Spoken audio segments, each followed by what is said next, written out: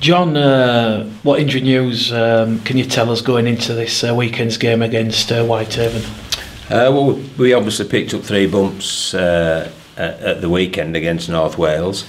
Greg McNally has been for a scan, and it's another tear, not as serious as the previous one, but it's another tear in his quad. We're on a different site, which is very unusual, but it's happened. So obviously Greg will be out for between 4 to 6 weeks, and the game we're targeting for his return really is Hunslet away, which is ironic because that's when his injury woes first started at Easter Monday.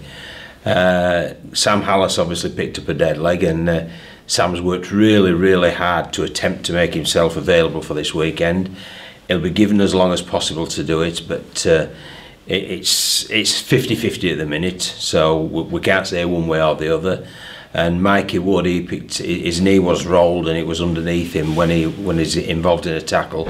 Well, Mikey's recovered completely. He trained fully on Tuesday, and obviously will be training again today, so we don't envisage a problem with Mikey. So it's mixed news, but it's rugby league, and that's what we expect at this stage of the season. Is there any update on Callum Boasting at all? Yeah, Callum's been treated at Castleford, his parent club. Matty Crowther, who was the England physio as well, he's treating him. We're in regular contact with them, and again, he's another one who I would say he's 50-50 as well. But obviously, we've not only to look at the Whitehaven game, which is obviously a vital game, but we've also got to look that we've got another half of the season to come yet. So we've to make sure that these players are rested, rejuvenated, and obviously as fit as they possibly can be throughout the rest of the season. So that sort of thinking will come into our team selection. And an injury update on the long-term injuries to George Milton and George Flanagan. Yeah, well, George is about a couple of weeks away. You've got to do with an ice hockey injury, there's no contact for 4 weeks to allow it to heal properly. We feel it's healed properly now. He'll then do 2 weeks where he's gradually introduced to more and more contact, so that it'll be about another 3 weeks then by the time he's fully fit.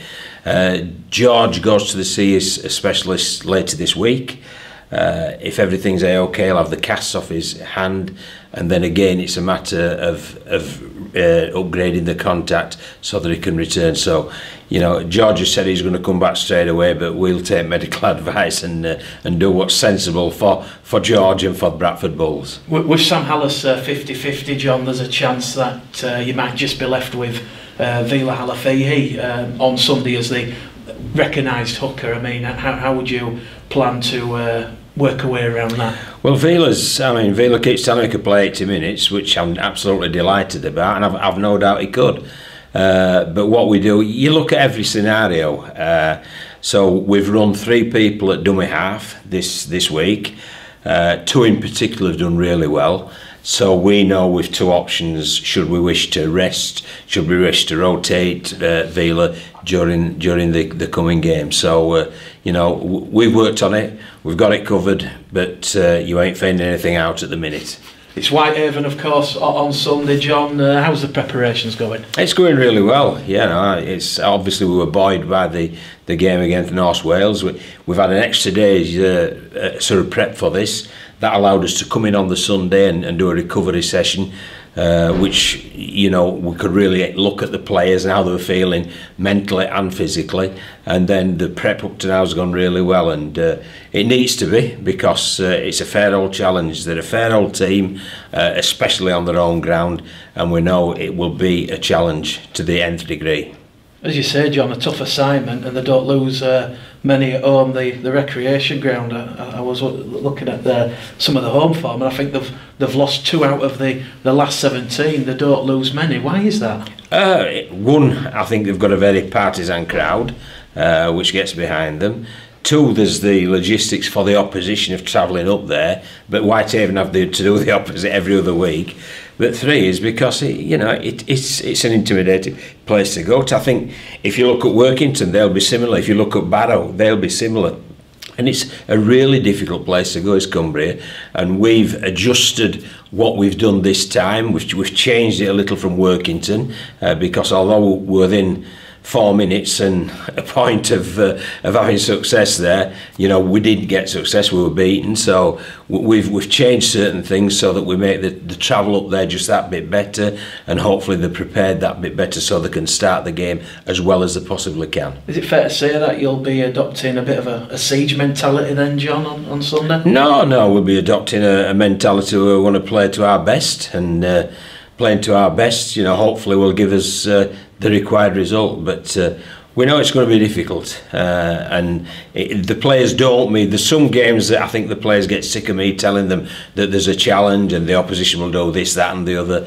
They don't need me harping on about that this week. They're fully aware of what they're going to face this coming Sunday. And they've got a couple of former Super League players, Paul Wood, one who's come out of retirement and is going to play for free. Yeah, that's a really good gesture of him, isn't it? You know, to try and help a club out who are, you know, in financial difficulty. I mean, we at the Bulls know all about that, don't we?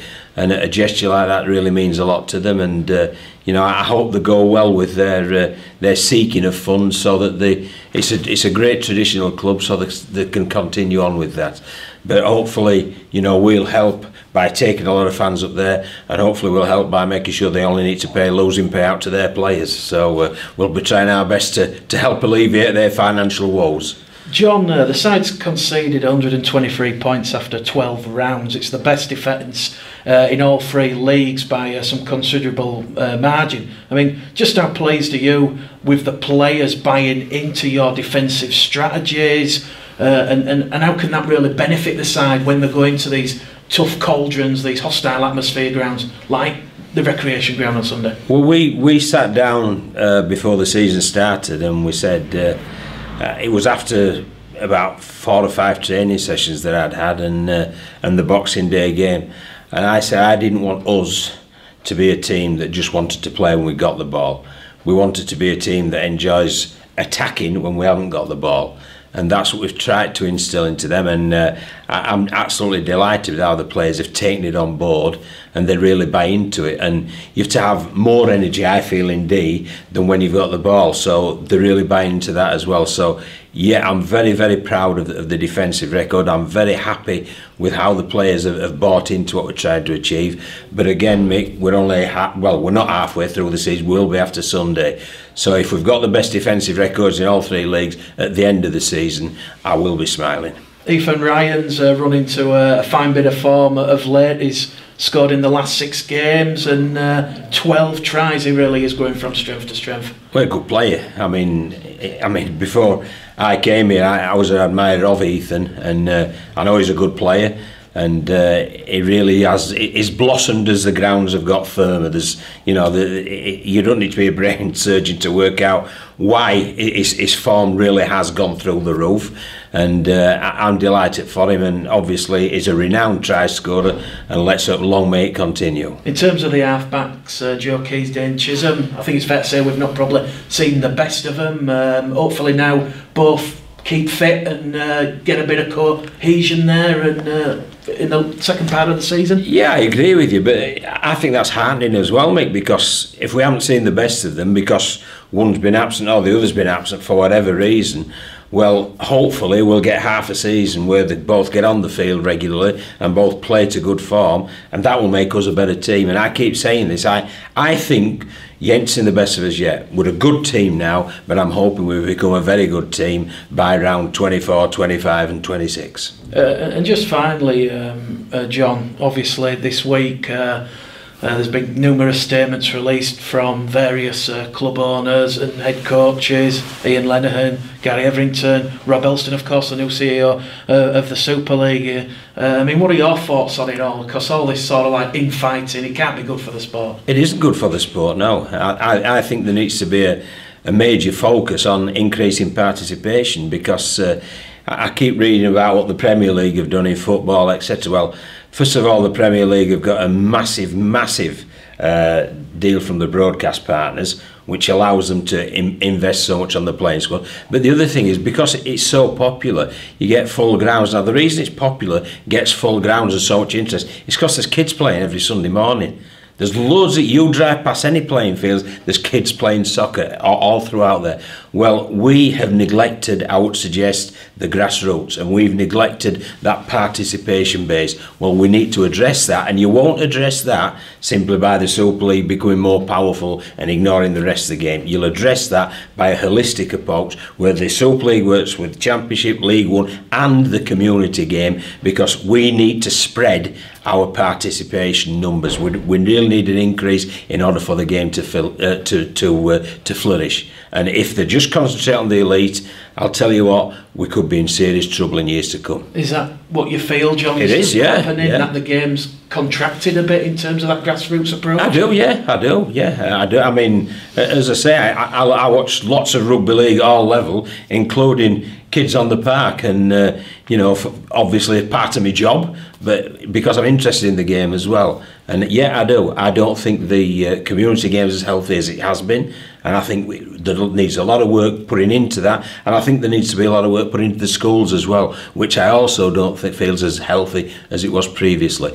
And football is very, very healthy at that level, and that's why the Premier League gets so much interest and so much revenue. So the more people interested, the better it'll become for the game. The more people playing, the better the standard of players will become as well. Obviously, you've been involved in the game a long time, John. Numerous accolades to you, but has anyone from the Super League, the Rugby Football League, sounded you out for advice? No, not at all. No, I mean, I'm embroiled in what I'm doing here and loving every minute of it. But no, nobody's asked for my advice. But believe you me, Mick, I'm certainly willing to offer it.